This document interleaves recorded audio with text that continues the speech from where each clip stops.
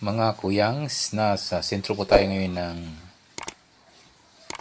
Santo Tomas City, kung saan atin pong i-update ang malapit na talaga matapos ang SM City ng Santo Tomas. Samahan niyo po ako, silipin po natin yung malapit na talaga matapos yung SM City Santo Tomas.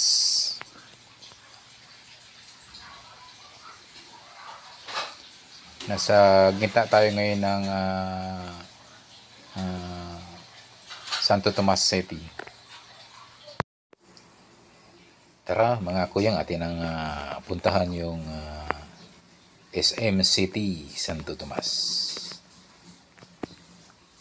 Mukhang super ganda na kuyang ang hitsura ng SM City.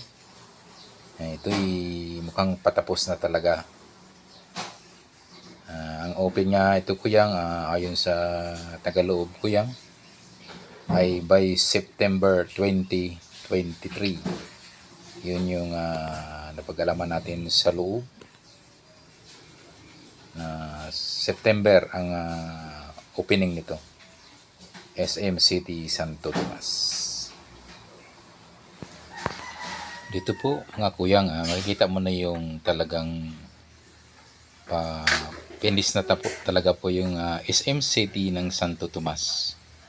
So halos makahalintulad na yun sa kanilang legend sa labas, kung saan yung plano ay may naka-color the yellow. So mga kuyang, ito yung sa bungad, sa harapan. Ito yung kanyang hitsura ng ito'y as per nasa loob ay by September talaga ang bukas itong SM City Santo Tomas. Ilang tulog na lang mga kuyang at ay pasyala na. So ito kuyang, ating silipin uli yung ibang mga sulok ng SM City Santo Tomas. Ito yung bandang kaliwa kuyang, kung nasa papaharap ka, itong kaliwang banda, ito yan. So ito naman kuyang yung sentro, pagpasok mo ng lobby, ayan, yun yung pinaka-lobby ng SM City. Yung portion bandang kuyang dyan, yung bandang kanan naman yung kabila. So ito yung kanyang sentro, pasukan ng SM City. Napakaganda na. Talagang ilang araw na lamang ang iniintay. Ito'y bubuksan na talaga sa public.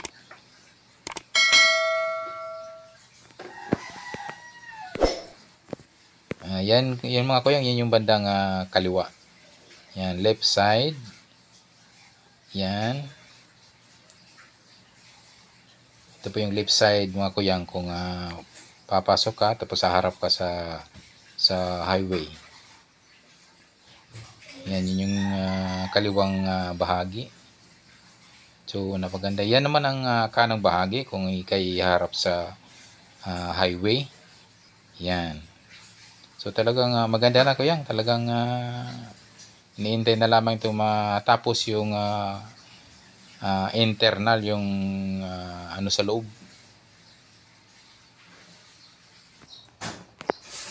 Ito po kuyang ay update na lamang kuyang, sinubaybayan na lang natin yung talagang na patapos na kuyang ito.